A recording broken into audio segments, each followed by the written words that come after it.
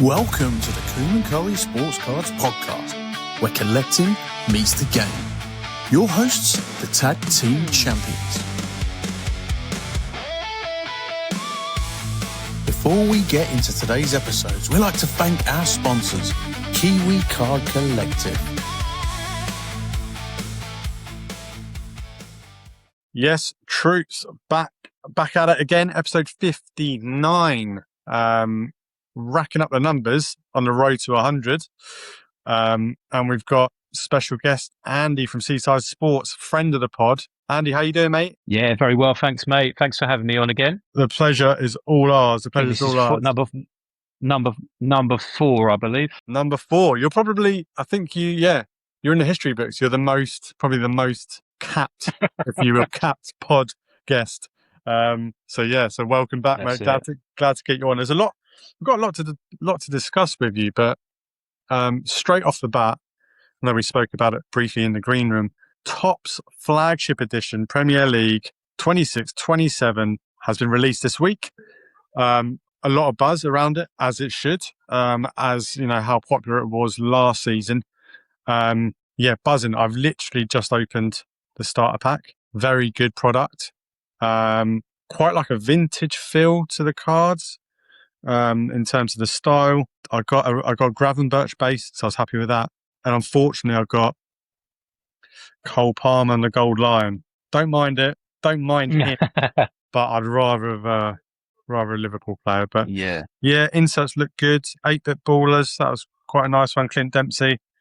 But you've been very nice. You got your hands on some product, haven't you, Andy? And you've been popping in some breaks as well. You were telling me on whatnot. Tell us all. Yeah, I mean, I think it was released yesterday, and so I jumped on some breaks because I ordered the boxes and I knew they weren't going to turn up on the day. So I jumped in a couple of the breaks, and they were cheap, £1 starts, and I think my Brighton one I jumped in on 5 boxes for £2.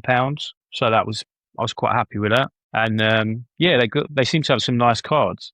They look better than last year's, and I think they feel a bit better as well. Don't know what you think about that, but the 8-bit ballers is the one that I really like. And I managed to get James Milner Brighton one, which is obviously a little bit out of date now because he's retired since they made that. So I suppose that's a quite a good card to collect because it's probably his last one. There seems to be some really nice inserts. The gold lines look good again. And actually watching the breaks, one of the big things I noticed was there were a lot more hits than what I expected from value boxes, because it's only the value boxes are like the best product you can get at the moment of it. And like, for example, the 5-box break that was on, there were 2 numbered, one to 50, one to 99. And there was an auto to 99 as well out of the 5 value boxes. So I mean, and then I've seen a couple of the other ones as well, and the autos seem to be coming out a lot more.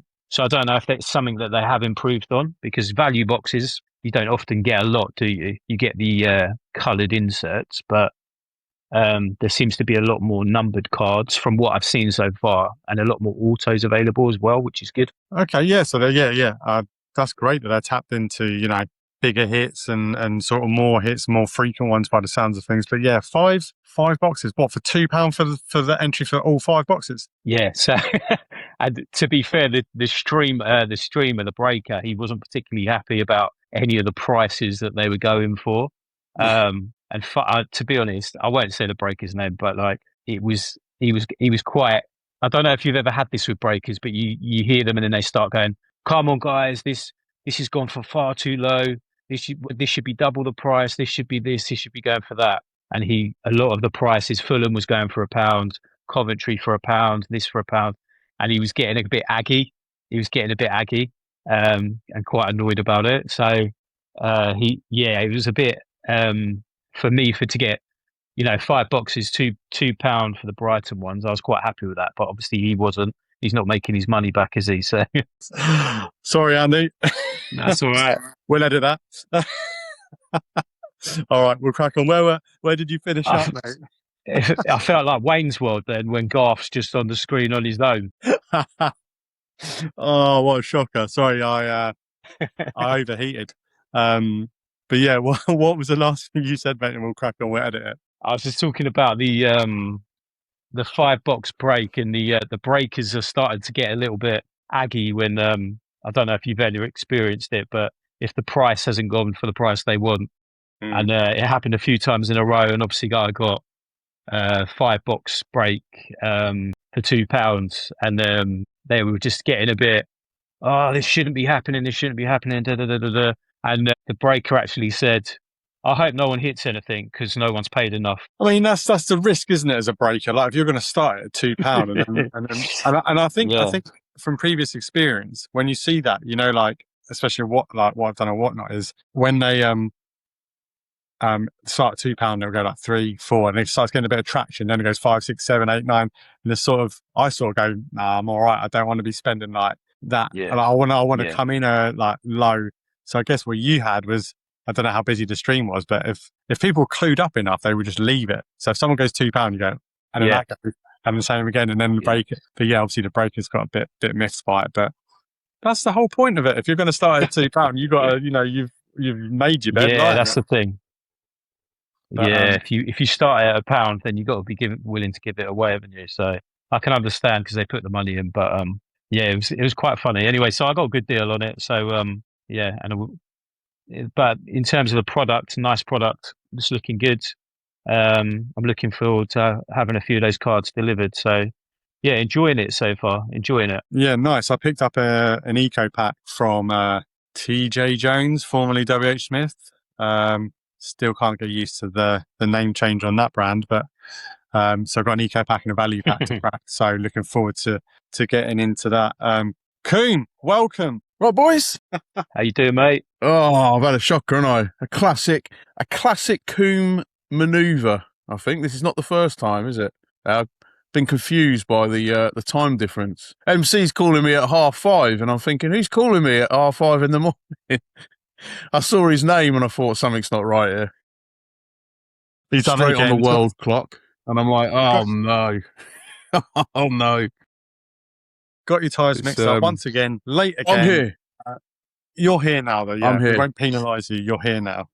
But in look, one Coom, piece. And it's been a hell of a week. Sounds like it, Chief. But we just to lighten your mood, we've been discussing the new Topps flagship product, which is looking mighty fine. We've got our hands on some product, me and Andy. Andy's been in some breaks. Yeah, happy days. Let the good times roll. And they started popping up everywhere now. So I popped into Morrison's, had to walk past it quickly, but I'm sure I'll be back. So yeah, it's like Andy was saying, there's been a lot more hits. Have you opened some product yet? Yes, sir. How do you like that gold line, do you? Ooh, I do. Gold line. Very nice. The product, there he is.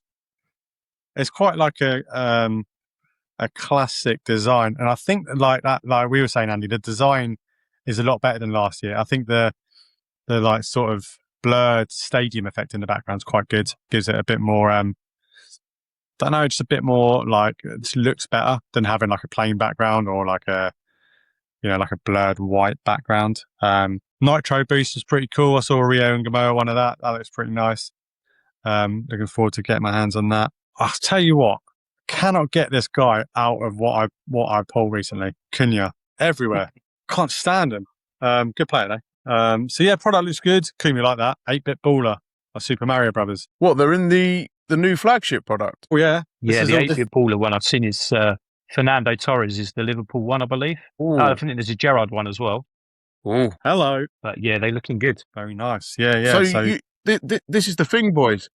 I spoke to Shane from Top Play and I said, you know, when is it coming in? He's ordered it, but that's the beauty of the UK. You boys right now, you're just getting stuck into it and I'm just having to watch. It's painful. It's bringing back memories of last year. You know, pre-me coming over. I remember you boys getting stuck in, and then sort of when I came back at Christmas, I was literally like a kid on Christmas. I remember taking the nephew to the shop and just absolutely obliterating the packs. So yeah, I won't say jealous, I'll say envious, very envious. And the cards, like you said, they look very clean, they look nice. I've seen a few, including friend of the pod, Youssef. I've seen some of his videos, and he's been breaking some in the car, and it looks fantastic. Yeah, very envious. Yeah, more to come on that, mate. You'll see some more some videos from me and Andy. So keep your eyes peeled on the socials. But look, one of the reasons we got Andy on, it's a bit of a long time coming. Life gets in the way, but we've got you on, Andy. So there's only there's one thing to do, and that's discuss the Brighton Card Show. Now, yeah, first time vending. It was, I think, you were my first port of call going in there. Came over to see you and your daughter. Fantastic energy. Really great to see you, doing your thing with your table. But I'm sure we want to hear, how was it for you? How did you find it? What did you learn? Give us a little insight into how you felt about it all, mate. Yeah, sure. I mean, overall, brilliant experience. Loved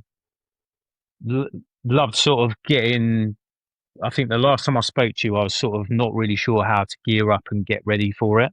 And then a couple of weeks before, I started to sort of get my stands together and get my boxes together and slabs and all those things that I wanted to sell, start pricing them up. And it was just a really nice experience. Got there early, wandered around, spoke to people that I probably have only ever seen on Instagram or, recognized from reels and things like that, and went and said hello to them. And I'm in like a group on Instagram with a lot of other Brighton collectors. So went and sort of said hello to them and looked at their tables and things like that as well. So the vibe was really, really nice. And then the show starts and the tables all set up and stuff. And it was really nice as well. So my daughter's 6 and she stayed the whole day with me. And I was expecting her to sort of get a bit bored after a few hours. So she bought like Animal Crossing with her on the DS, on her Switch and things like that. But she was into it. She went around and she had a little look at the tables. She was helping people. It was just a really cool experience, really, in terms of like sharing the hobby with family, but also me getting rid of some of the cards that I wanted to get rid of, but being on the other side of that table and sort of learning, the other side of it, I suppose. It was just a cool experience. I think the only thing I would say about it was I missed then looking around the rest of the show, and I didn't feel like I had enough time to be able to go and do that.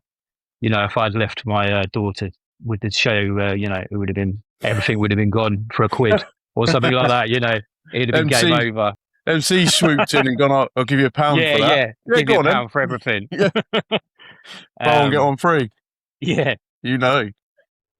But where's my Gerards? But that would have been the only sort of downfall or the downside of it was that I didn't really have enough time to go and look at the rest of the show, which would have been nice. But I suppose you have to choose that side, don't you? Although thinking about it in terms of if I did it next year, maybe going with somebody else, teaming up with somebody so you can then go off and do your own thing, come back and sell and those sort of things. So maybe even teaming up and doing like half a table. I think that's what you did, Ben. Did you do half a table with somebody or? Yeah, we had 2 tables between 3 of us. Right. Which for a multitude of reasons, but one of which was exactly what you said. So there was opportunity. To be fair though, what I still found is that when I went off to have a little look, so I'd say, drop a bit quiet, so I'm going to go round for 10 minutes, but you still only had a whiz round. I found it really hard to detach from selling, to be honest. Like, I think when you go to those shows and you're buying, you want to get balls deep into it, don't you? You want to be going through all them boxes and spending some good time at the table. Sorry. Brought the tone down, boys. One way of describing it. Yeah. But it was just a whiz round and exactly the same problem, mate. I think if you're there, maybe that's something in time when you become experienced vendors that you'll find easier to go, I've got this hour, and then you can get really into it. But I guess with it being my first show as well, I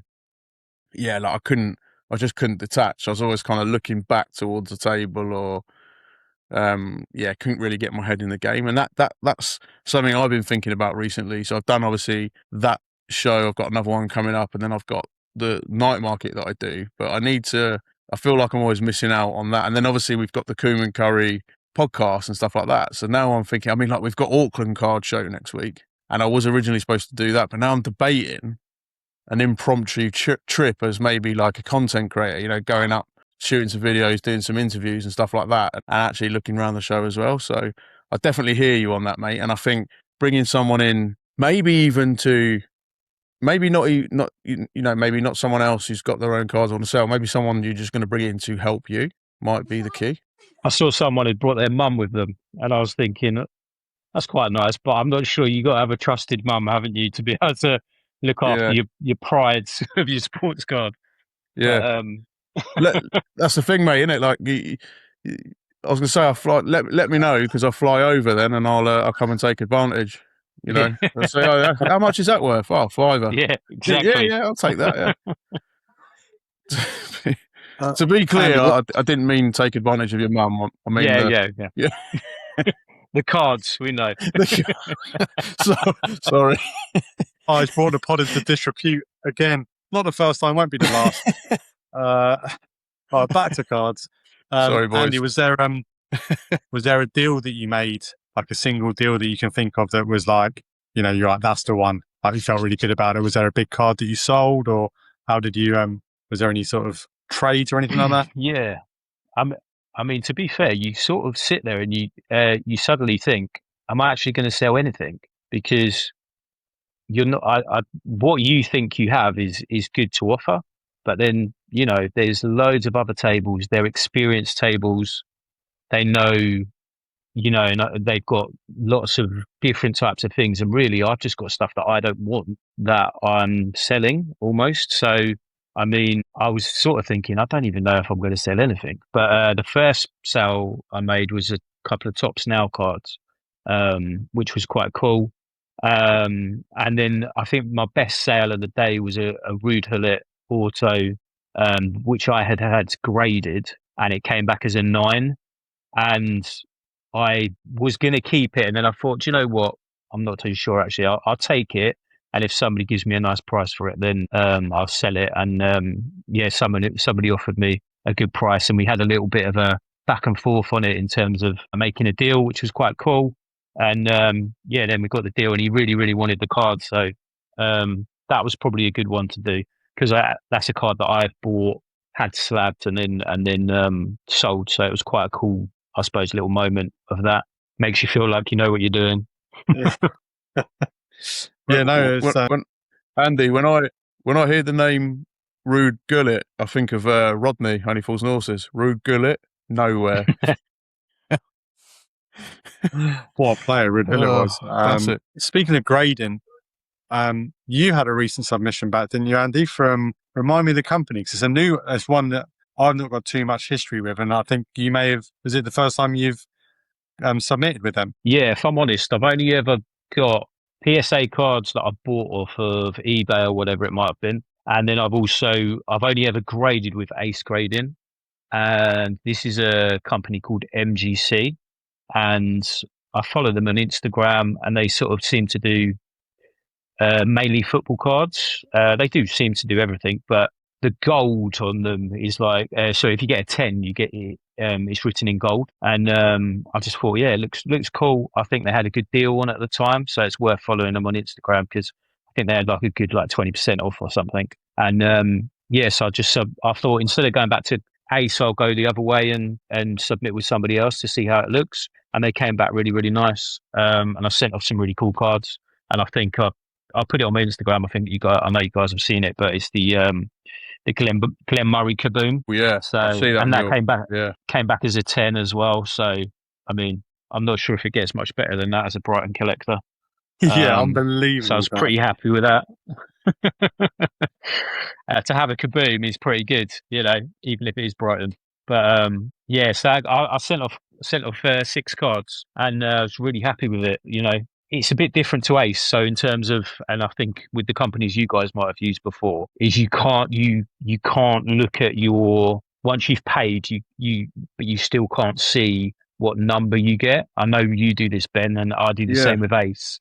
Is then I click on it because I can't wait, and then I can see what I've got, if I've got 10s or 9s or 8s. But you can't do that with MGC. You just have to wait and sit and wait in the post, which was quite cool, to be fair. Yeah, I mean, because I haven't got the page. I haven't got the patience to wait. I wouldn't have been able to do it. With Ace, I just clicked on it straight away. But with this, you do have to wait. And actually, it was quite a good experience to be able to get the box and then open it up.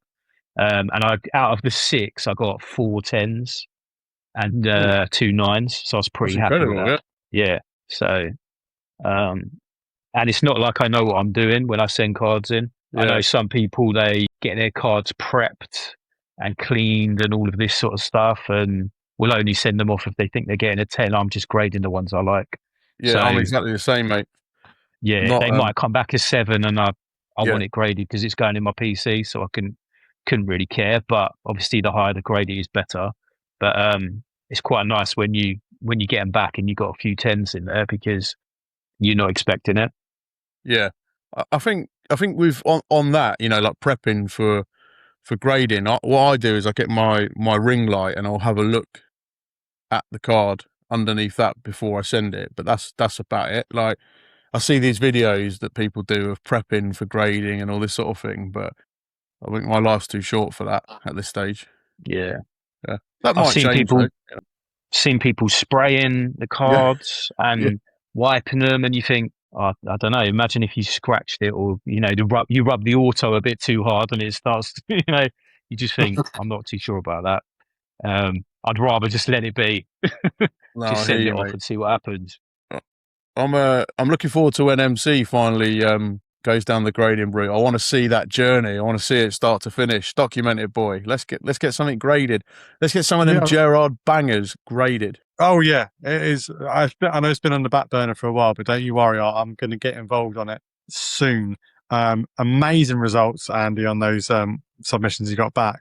Coom, MGC would be perfect for you. Imagine you just like bouncing off the walls, waiting for your results back from your cards you got sent up. Your Smith and Jigba cards that you just want to know what grades they've got. You'd be absolutely fuming. But I won't get anything done. No, you wouldn't. You'd be ringing them up. I won't be able to get on with my life.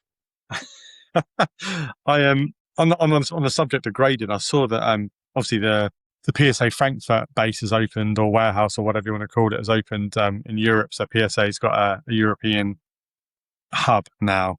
Now I don't know if you've seen this, Andy, but Fanatics have obviously are able to send them off from the store on Regent Street.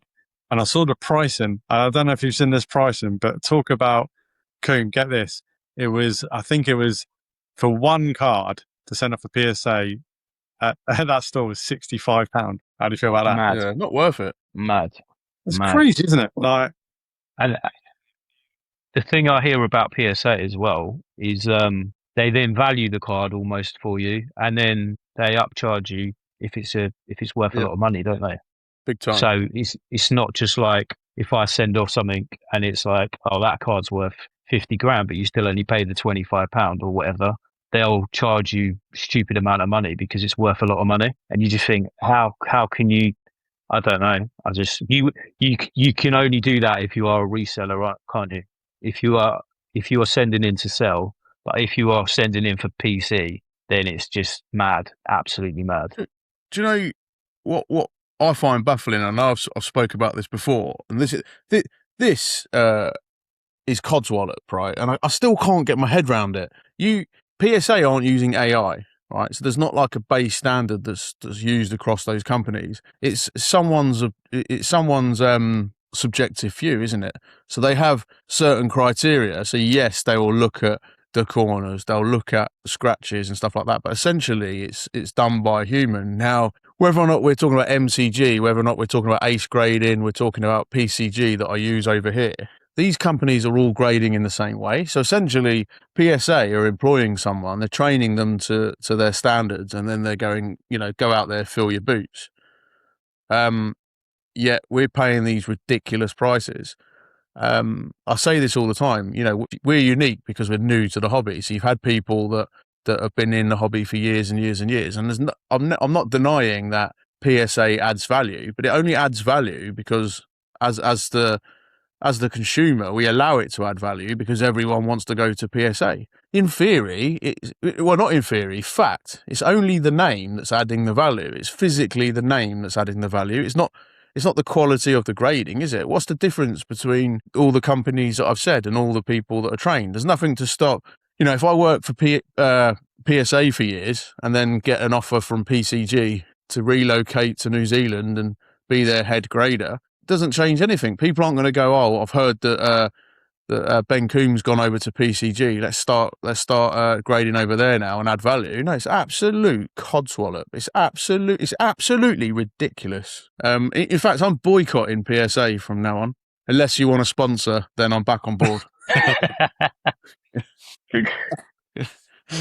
Boycott. I mean, I mean, the pricing structure just massively puts me off. Like I say, I'm only grading to put in my PC. So to me, does it matter if it's an ace? Does it matter if it's an MGC? As long as the slab looks good and I don't feel like I've got a 6 back and it should be a 10, then I'm pretty good with whatever. But would I then, you know, bother to spend so much money just to go through PSA just for a different label? Not for me, but the sellers, I think they're stuck in a cycle, aren't they? They're stuck in a cycle of they think that's worth more money. And then they go on eBay or they go on Card Ladder and they look at how much things have been sold for, and the PSA is always higher. So then they're going to keep sending off to PSA, and they're stuck in a cycle, really, isn't it? Until somebody else comes over.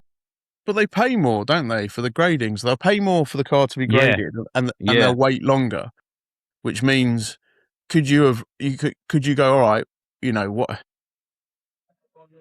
What's the other popular one? Tag, for example, right? Let's say we're using Tag or PSA. People are still, you know, they're not gonna. Is that cost gonna? That's a question for someone maybe in the States who's doing it regularly.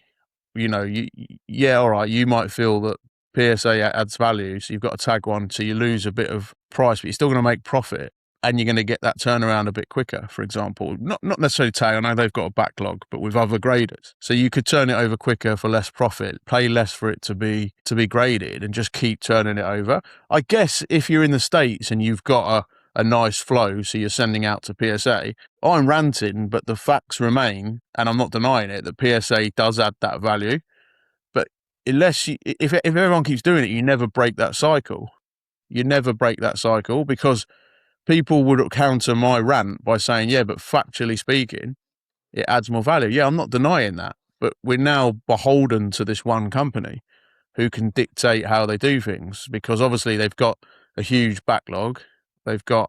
They can charge, they can make the upcharges, as you said, and unless that cycle's broken, that will continue, and it will get worse and worse and worse, because eventually they'll up the prices again.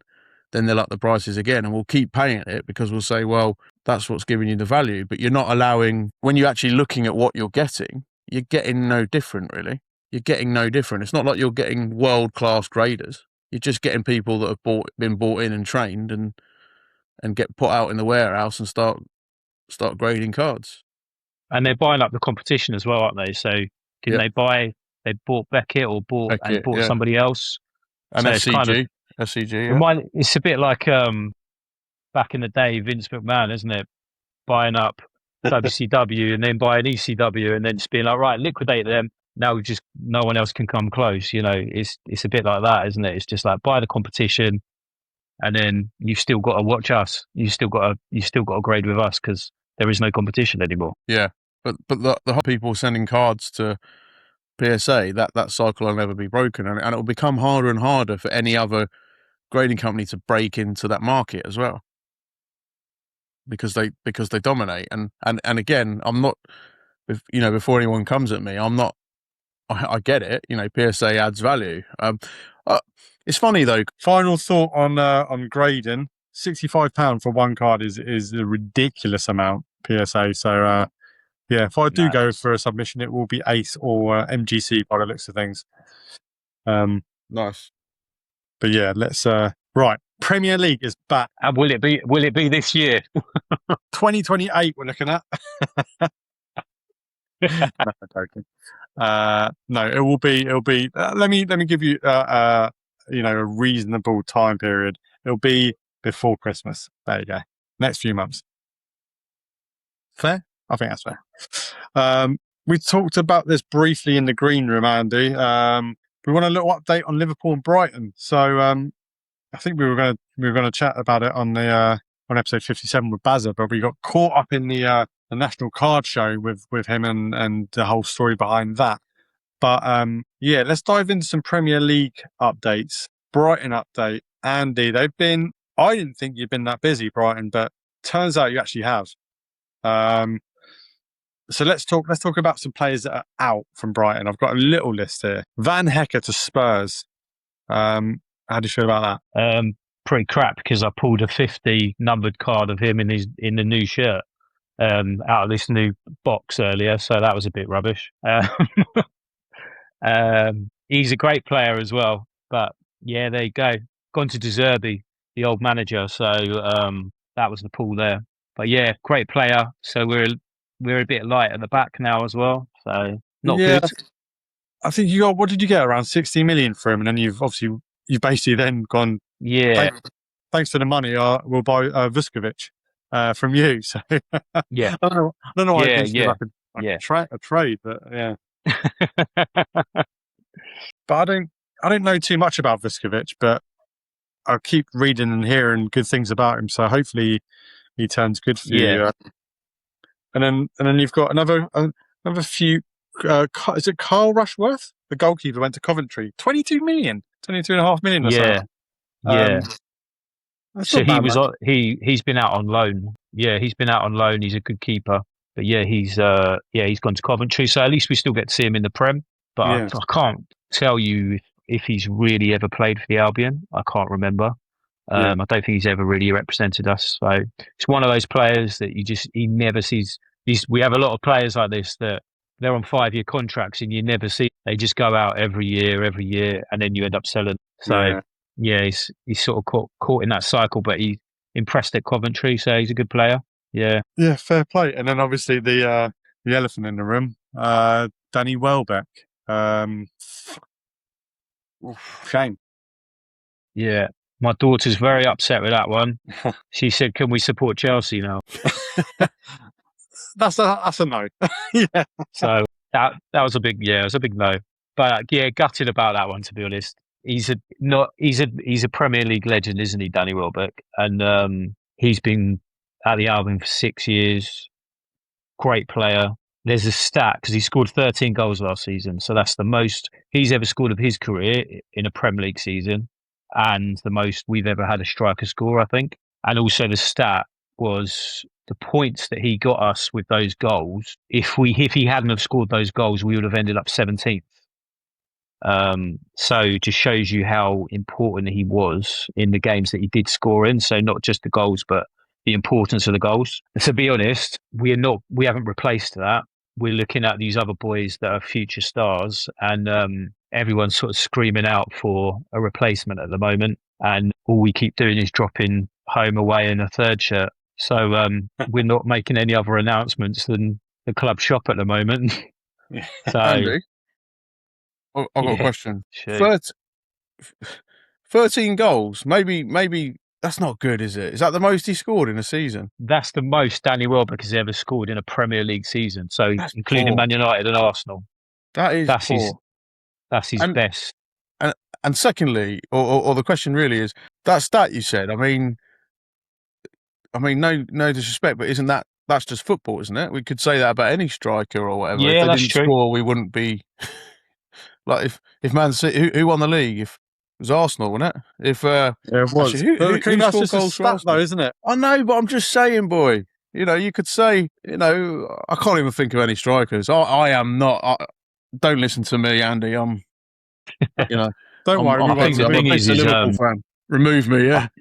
I think we want to replace him is the thing now. If we didn't score goals, we wouldn't have qualified for Europe. No, it's saying contribution. We don't really have anyone else scoring. But yeah, I think Chelsea have had a shocker, mate. I think you've had a shocker. Andy, all carry these on. fossils they're signing. Yeah. So anyway, he'll be very missed. He was a great player for us. So it's a shame, but there you go. I think he's gone to Chelsea, isn't he? He's got a 2-year contract, so he's probably earning a nice bit of money from them. And I know he's gone with your mate Dean Hendo. Oh, mate. So first and foremost, yeah, I saw that Paul Barber said that they weren't sort of they didn't want to offer him a 2-year contract like Chelsea did, essentially. Yeah. So that's why he went. And then yeah, double blow. Jordan Henderson going to Chelsea. When it happened, it didn't really sink in. I thought, he'll be there for a season, whatever. Then I saw him in a Chelsea shirt, and it really sort of got under my skin. And then to find out that his agent is actually Trent's brother, who's a little money grabbing boop, makes it even worse. So yeah, gutted that Hendo went. I mean, I'm happy that he was at Brentford and he did pretty well there, but for him to go to Chelsea, that's like a dagger to the heart. I mean, a club captain, won everything with the club. Yeah, bit of a sore one to take. Coom, did you feel that same way, or how do you feel about that move? Yeah, I think Jordan Henderson's like that though, isn't he? He's like he went over to Saudi Arabia, didn't he? And he moaned about that, and he moaned about Ajax. That didn't work out. I think he's just that type of character. I don't think he's perhaps the guy we want him to be. He's no Gerrard, is he? He's not that type of character. I think he's going for the money. It's all about Jordan Henderson. I don't think he's that bothered about his legacy, is he? I think to some extent, that was probably revealed when he went to Saudi Arabia. I think Jordan Henderson does what he wants to do. And I really think he's that type of character. So yeah, I do 100% agree with when you saw him in a Chelsea shirt. It just looked like an absolute div, didn't he? Like, what are you doing? Yeah, no good. But weird things going on at Chelsea, though, MC, isn't there, with all these fossils they're signing? I've not verified this, and maybe you boys will know, but I heard that they signed Jesse Lingard, or is that really a dodgy rumour that I read? No, surely not. Yeah, is that true? Not heard that one. I'll have to double check that, but I mean, I hope maybe that was someone having that was satire or something. I don't know, but they're signing all these fossils, though, aren't they? I mean, this is it with Chelsea, though. What's he made? Alonso's made 11 signings already. But that's what all new Chelsea managers do, that, right? Yeah, the roundabout of players. They come in, get rid of all the deadwood, sign loads of players, and then there's like a season or two, and then they don't hit the heights. And they finished 10th last season, 10th for Chelsea. That's unheard of, isn't it? Really, but yeah, hopefully they slip down the table and Alonso gets sacked. Anyway, moving on to Liverpool. No hatred at all there. Yeah, I'll tell you what I did read today. Gakpo to Spurs for like 70 million, give or take. Oh, wow. bite their hands off, wouldn't you? Bite their hands off. Yeah, it's dropping down there. Last season. If De Zerbi wants to pay 70 million for Gakpo, be my guest, because that's great business from Liverpool if we get that money returned on him. Because we didn't spend that much on him. Half that, I think it was, maybe around 45 million, I think. Anyway, more importantly, I've been very well invested in the Bradley Barcola transfer saga that's going on. I think it's going to be a long, drawn-out affair by all accounts. Boys, just wondering what your thoughts were on. Obviously, you've been heavily in that Barcola bubble at the moment, but then there's talks of Mbaye as well from PSG, the young winger, 18 years old. What are your thoughts on Barcola? Do you think Coom will go with you first? Liverpool, think Barcola would be a good signing? 23 years old, won the Champions League twice, won the League One. Done it all or been there with France. Do you think he's a worthy replacement of Salah? Do you think that's a good idea? Yeah, I don't think anyone's a worthy replacement, to be honest. Like, if you could have any player that you wanted, you could probably still make an argument and not a worthy replacement. But I'll be honest, MC, I think what I've found the last few years is that I've lost touch of who these players are. Like, I'll be honest with you, like Barcola, based on what you've just said there, what he's won, obviously that sounds good, doesn't it? Like, I'm like, oh yeah, he's decent or whatever. But I'll be honest with you, I don't know. I could honestly say to you, I can't recall ever seeing the guy play. Yet I am excited about the potential based on even just what you said. Like, the honours he's won. Obviously, I've heard of all the saga and I'm watching it, and it's funny because I'm watching it going, oh, come on, let's get this one done. But I don't think I've ever seen the guy kick a ball. Like, I don't know. I've completely lost touch. It sounds like it would be a good. I like the sound of the chap that they've brought in. Was it from Bilbao, the Spanish guy? Victor He sounds Munoz, all right. yeah, Munoz. Yeah. He's obviously But he was in the squad. mix that with like a one of these sort of Barcola types. But the other guy you said about, I've read that as well, but I've never heard of the guy. When I read it, what was he called? Mbappe or something. Mbappe, yeah, he's 18. He's so PSG do this. They just signed attacking players and a hell of a lot of them all the time. And at the moment, they're apparently Ferran Torres is going to from Barcelona to PSG. They've obviously still got like Doué, Carvanashvili. They're just polluted with attacking players. So obviously something's got to give, or someone's got to give. Barcola's open to the move, and Bai's 18. There's a big chat around, obviously, both them signings about how they would really support Liverpool going forward. I think Barcola's great. I think he's still got a little bit of improvement to do on decision-making ability in the last third, from looking at stats from him as well. But the experience he's had from a 23-year-old being at PSG and playing for France, give him a year or two, I think it'll be electric, hopefully. So yeah, I think it would be a good investment. I think Mbappe would be also a very good investment. And if we get 70 million for Gakpo, that just weighs it up. I feel like that would really just weigh. That would really just set the tone a little bit. And obviously you got we've still got Ekitike out, so we need these supports in the attacking part of the pitch. But what else did I see today? Voltemade from Newcastle. He's apparently looking to loan him out. Apparently we were interested in being backup for Isak. Really? Why not? Yeah, that would be interesting, wouldn't it? But yeah, a lot of chat, a lot of obviously like summer transfer window is always going to be, just so many different stories, isn't there, going around. But yeah, one I want to touch on before we move on is Brighton based. Rio Ferdinand's son, at the tender age of 17, centre-back, has signed his first professional contract with Brighton Hove Albion FC. Andy, do you know much about him? Where's that come from? I don't know much about him, but I know he was on trial over the summer and he went and played over against Worthing. My nephew plays over there, and I know Rio went and watched the game, and he was. I think the next day or 2 days later they signed him up. So he's a bit of a baller. He looks like a good player. But yeah, I mean, he's not gonna be one of those ones that breaks into the squad. I think he's gonna be a bit of a, like Paul Ince and Paul Ince's son. What was it, Tom Ince? Tom Ince. Yeah. Sort of. I don't know. But I don't think he's going to be like the heights of Rio. But who knows? He's only 17. But I think he might. Brighton, no doubt, will loan him out at some point, and you might see him for the summer training camp every year, and then he might go out again, and so on. And I suppose being 17 is young enough, but you might not see him again until he's 21, which is what we tend to do quite a lot, is send them out. So but interesting. I mean, if he's anything like his dad was a great player. So, yeah, see what happens. Yeah, very true. Very true. Yeah, right. Let's segue. We're going to move away from the Premier League. We've chatted a lot about it. Andy, can we have a little NBA update? I assume it's the off season. Is there any updates on first the NBA as a whole, Lakers? I know you're a fan.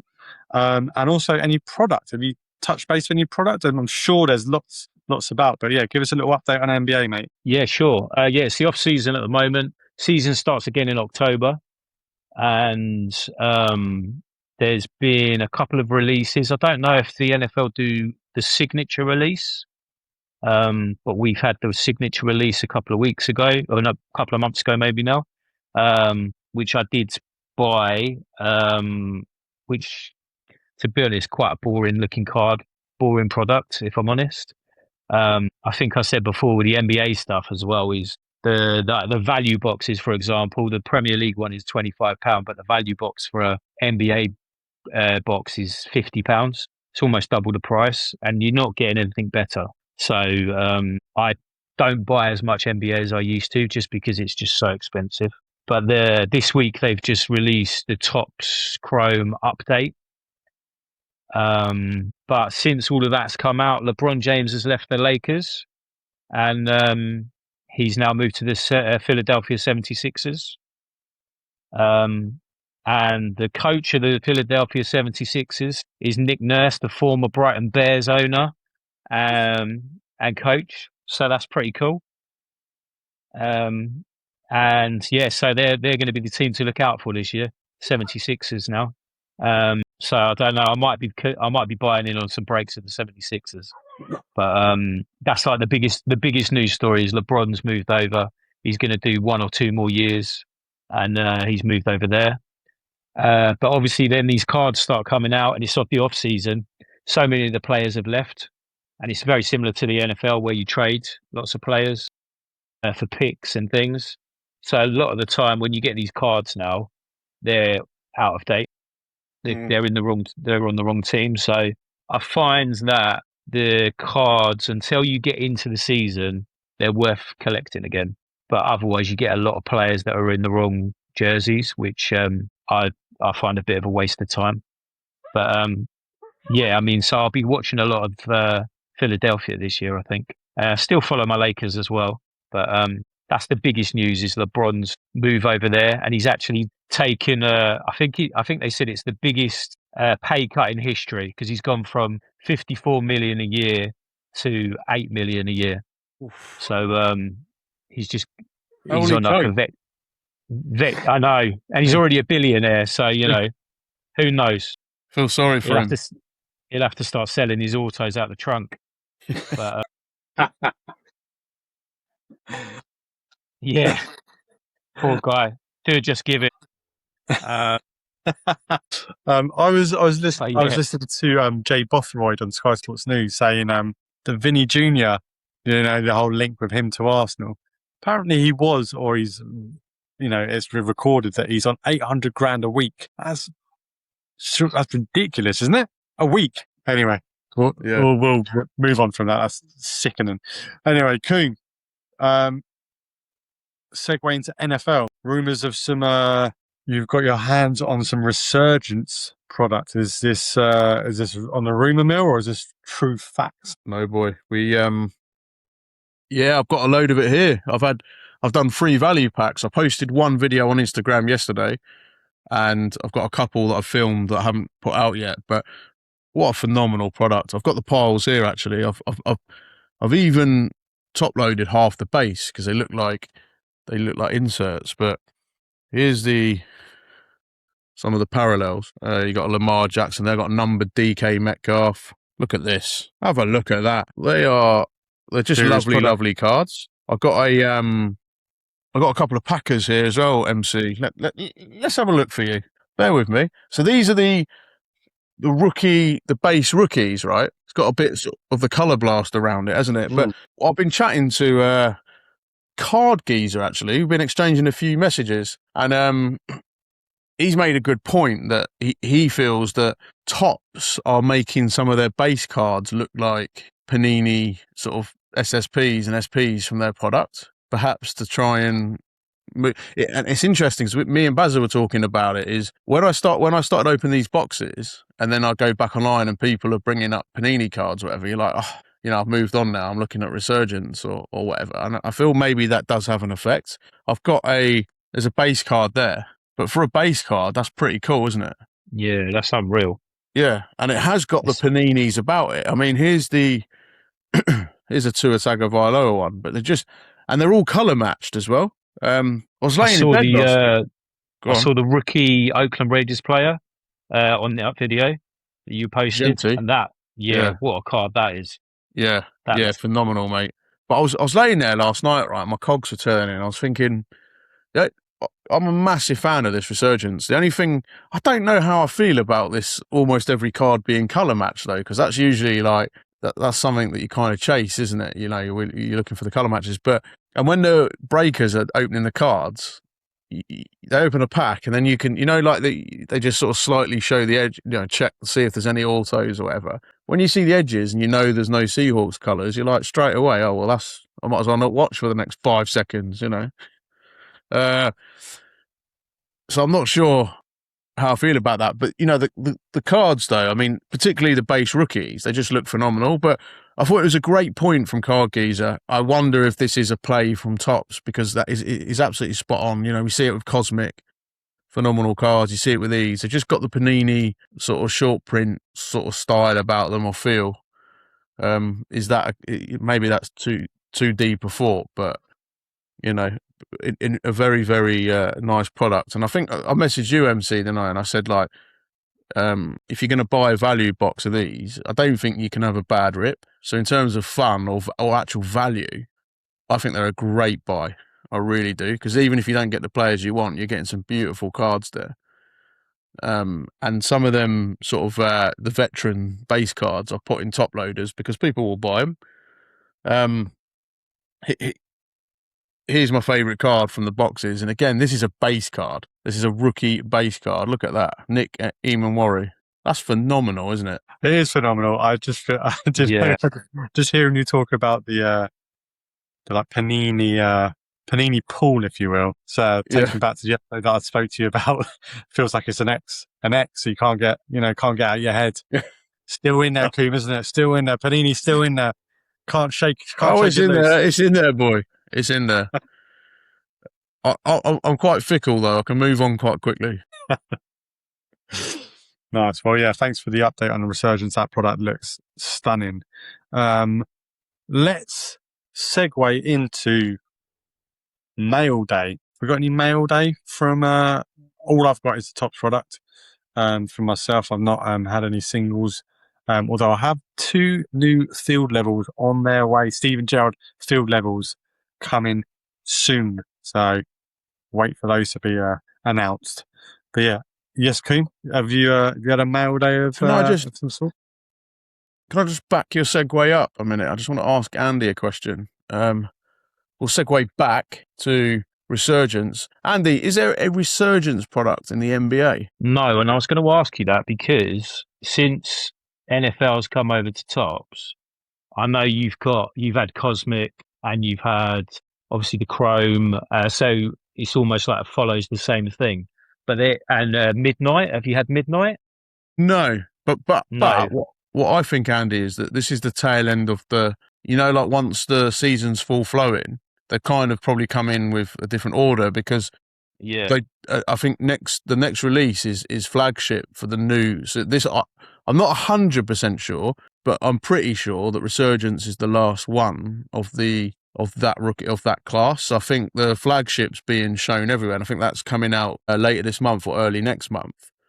And then we'll see probably the more regular release of product, if that makes sense. So I'm curious to see where Resurgence fits into that. So you could see another early release. I haven't seen a Resurgence NBA before, but I mean, I would like to see one because they look great. They look really, really good. But I know that so far Topps have been sort of doing the Cosmic and everything else as well. I think they will. The amount of product that we think we get now, I reckon in the next couple of years, it's just going to be an onslaught of product. Everything. You might even end up with a Resurgence Premier League at some point. Who knows? Because it's just. I think they are just. They're just going for it, aren't they? They're just making so many different variations of everything. And if people are buying it and people are breaking it, they're going to keep going. But I would like to see a Resurgence, definitely. Something that tickled me as well, and this is one for both of you, the new Premier League product, maybe this is me. Maybe I'm the rogue one or the one that finds this funny and maybe it's not that amusing. But we're referring to the new Premier League product now as Flagship. Now, that didn't happen last year, did it? Or did I miss that? Has that just been subtly slipped in? Yeah, I can't remember if it was Flagship or not, actually. But you're right. It's I don't remember. If it was Flagship. But I think we were all so excited that it was Topps that we just didn't even notice. Yeah, but, maybe. But yeah, it's definitely like sold a lot more as like the flag, like it says Flagship. Everyone's writing that underneath now. So and then the Chrome will obviously come at some point. But yeah, it seems to go in these cycles, doesn't it? It does. Is that a value box, MC? Well, it certainly is, Chief. Value box and an eco pack to come, which is indoors. I am buzzing to get into that. Are you opening a pack on air? So do you want me to? Yeah. All right, fine. Yeah, go on then. Get it? Go on, Open. you can pick 1 to 6. Andy, 1 to 6. Let's go with 3. Straight down the middle. Love that. There we go. Live on the pod. You don't get this anywhere else. Here we go. Dibs on any Brighton. 10 cards per pack. First card of Shotgun Liverpool. United. Disgusting. All right, we start with. I'll try and do it that way, shall I? Malik Thiaw. Who's that? Ellis Sims, ex-Everton, I believe. Who we got there? Joe Roden, Jared Branthwaite.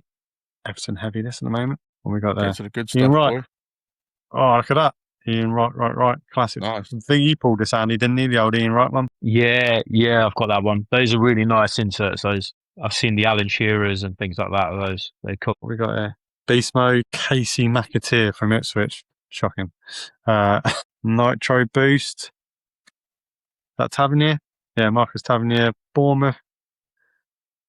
And then Semenyo, and last one by no means least, Tyler Fredrickson, rookie card. Never heard of him. But yeah, nice cards. You're welcome on live on the pod. No, I'll take the that's what we do. take the Ian Wright win, won't we? Ooh, yeah, nice looking cards. The base cards are clean as well.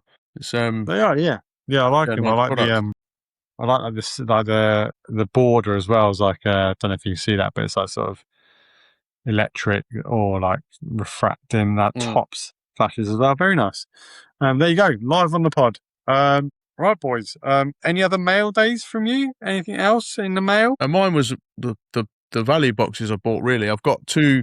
I think I might even have as many as 4 packages coming Monday. I've got my cards from KCC breaks, and then I think I bought 3 sort of bundles of stuff from sort of sellers online just to sort of boost the stuff for the card market. Just sort of fairly cheap stuff, but yeah, hopefully next week will be a big mail day for me. But yeah, this was a week of ripping wax, as we say. Ripping wax, as they say. Yeah. But I've got some real nice stacks here of cards from the Resurgence. So I'm gonna have most of these on sale when I do the next card market. Which while we're there, a little exclusive. I've just got the date here as of yesterday. So it'll be Friday the 21st of August will be our next card market at Top Play Sports Cards. So we'll do some advertising for that. So I'll have my Resurgence stuff there on sale. MC, something we do a lot of stuff well on this show, I think. We do, a bit of self-praise, but we don't do other things so well. Competitions, we're not the best, are we? I've just realised that we've still not sorted this the card crazy giveaway. But I tell you what I have done is I've made a list of the people who have followed the instructions. So I'm thinking BC will tag on the winners, I think, to this episode of the podcast. I'll do a random. I'll put all the names in. I'll do the random, and then I'll record a little extra to this podcast at the end, and I'll tag it onto the episode. So I'll tell you what this will be for the listeners, right? Once the credits have rolled, stay seated because there will be a little bit extra for you. Little duck race, after the credit, yeah, I like that. You want to do as a duck race, shall I? Oh yeah, really good. Yeah, that'd be nice. Right, there you go. You've got my word, listeners. Stay on board after the credits have rolled, and you'll see a nice duck race. Andy, any other mail days from you, mate, or is it just all the Topps product that you've got coming in and whatnot breaks? Yeah, just have the Topps product delivered this week, but I have just bought this week a couple of autos to add to the PC. Gareth Bale for Madrid, and also Nicolas Anelka auto for Madrid as well. So I got them on a whatnot single show. So they're hopefully coming next week. And those are guys that I wanted to put in the PC. So yeah, happy with those. Very nice, very nice. Right, lads. Almost last but by no means least, one of our favourite parts of the show, Codswollop. I'm going to let's go with you, Andy. Any Codswollop for you this week? Doesn't have to be anything. If there is, let us know. So can you define it for me? Yeah, just in case I get it wrong. Yeah, Coom, have you got any? I'll tell you what my Codswollop is of the week. I'll give you an example. So anything that you think that is ridiculous or, you find it, far-fetched or silly. So I mentioned it earlier, but PSA charges £65 a card is Codswollop. Utter woke nonsense. That is a ridiculous amount to charge for one card, and that is my Codswollop. Coom, have you got any before Andy has any? Well, I kind of had some impromptu Codswollop, didn't I spoke about earlier with the grading thing, and I've spoke about it on a few pods. It really grinds my gears. That I can't tell you how frustrating I find it, and I think that because our perspective is fairly new, there's definitely people, who've been in hobby years who will have a different sort of counter to it. But I can only go from my experience, and I just can't see why as a hobby, we haven't got the ability to let someone else in. Why we do this? Because you still see all these stories, don't you, about like the upcharges has always been there, isn't it? People moan about the upcharges, which I don't know. I can see, if they're putting their name on something and adding an incredible amount of value to some of these high-end cards, but I get it to a certain extent, but not for your kind of low to mid user. It should be a set price, but it's more the name that frustrates me. In a world where you say woke nonsense there, right? But there's a link, right? In a world where we look at all these things, don't we? We look at all these rights and wrong. Everyone's, we're all trying to change the world and all this stuff. Yet we let a brand absolutely dominate, and it boils down to a brand. It boils down to a name. That's what it is. It's PSA. It's all about the name, because the techniques are the same, the equipment's the same, the people are the same. It makes no sense. So to me, it is absolute codswallop that this hobby allows itself to be dominated by this one brand.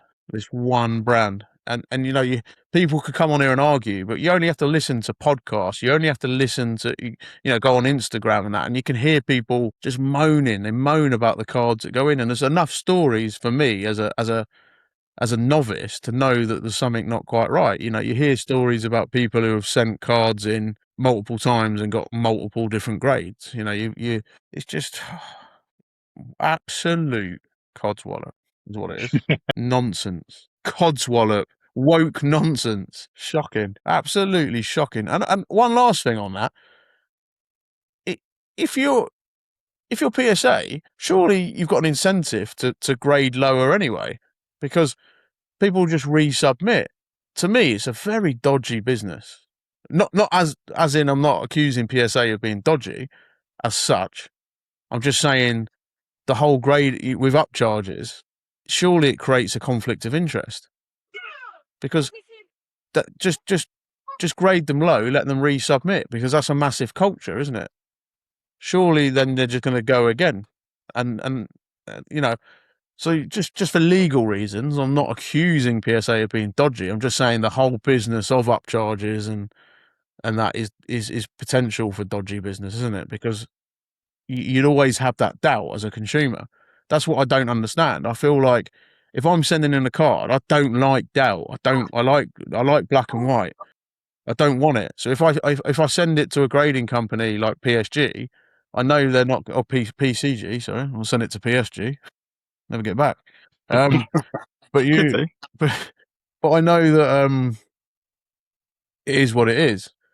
Whereas PSA, I'd always have that doubt. Let's say you've sat there and you've looked at it under a light and you think, we're all experts, aren't we? You go, that is definitely a 10. That's definitely a 10. And you send it off to PSA, it comes back an 8. You're always going to think, what's the game here? Because they must know who resubmit. They must know or have an idea who resubmits. And, so it's BC, he'll chuck it in again. We'll go again. Next time we'll whack a 10 on it and charge him another couple of grand, It's very dodgy. Not for me. Grading is a cruel mistress, Coom. Unfortunately, so is what it is. Andy, any Codswollop, mate? Yeah, you've inspired me, guys. I would just go with, as much as me and MC have been talking about and bigging this product up, obviously the Topps Chrome if you just look at the front cover of that, you got my boy Danny Welbeck in the Brighton shirt. Oh, And I think I would just say about the timing of products is quite harsh. For one as well, I've just realised this must be AI because he's never worn that shirt. Oh, He's yeah, it's a never brand ever, new shirt. he's never even put the jersey on. It's the brand new one. So it's just the timing of the products, I would say, is Codswollop, because what we're now going to be trying to chase is a Danny Welbeck auto that doesn't exist in that top. What's the point in collecting it? Yeah. However, obviously, still buying it, love the product, enjoying it. But then if I look at the list now, I'm looking at Van Het, I'm looking at Welbeck, I'm looking at James Milner, who's retired. Those are the three guys that have got some good cards out. So as much as we love these products, it is Codswollop, as you say, that they release them at the times of year that they do, because they do sometimes then just feel like they're already out of date. Yeah, So very fast. I would say that's a difficult one, I think. But there you go. We're still buying them. Yeah, true. Yeah, exactly. And then you've also got Bruno Guimaraes on the front, who's obviously on his way to Arsenal by all accounts. So that'd be another one off the main cover. The two of them have gone to other clubs. So yeah, you're absolutely right. You know, timing's got to be a bit better. Yeah, I agree. Codswollop. Boys, it's been a pleasure. Any other business at all? Coom, anything? NOB. Andy, any other business from yourself, mate? No, not at all. But thanks for having me on again, fellas. Really appreciate it. Yeah, it's been lovely to talk cards with you again. And I'm enjoying all the episodes. You guys are smashing it. I think the last time I was on here, maybe you were in the 30s or 40s club, and now you're on 58, 59. Yeah. So, yeah, you're doing a smashing job. So, enjoying it. Unbelievable. And we love having you on, mate. I love episode where MC and I can chew the fat and that, but there's nothing like having guests on. And we're on a nice little run, MC, aren't we? And we've got I haven't actually spoke to MC, but we have got a guest on next week as well. Should live on the pod, we'll sort this out. We've got Scott Waldrum coming on next week. Finally, Black, yeah. Yeah. Oh wow, yeah, we're looking forward to that one. And Scott's he's just come back from the Commonwealth Games, so he's a high jump coach for the Cook Islands. Wow. Yeah, so we'll have a lot of stories and things to chat about there with Scott. So yeah, but I love the episodes where we get guests on, and you know, especially from different places. Andy, with you being from England and that, you know, we've got a massive following, and you know, people listening over here in New Zealand. So it just gives a different perspective of what's going on. So yeah, much appreciated, and apologies for being late to the pod again. No worries at all. Yeah, Andy, an absolute pleasure as always, mate, having you on, and we look forward to chatting to you soon. And there's just one thing left to do, lads, isn't there? Love and regards to your families. All the best. Take care, boys. Thank you. Regards to your family. Romeo, done. Richard, done. Bye. Take care.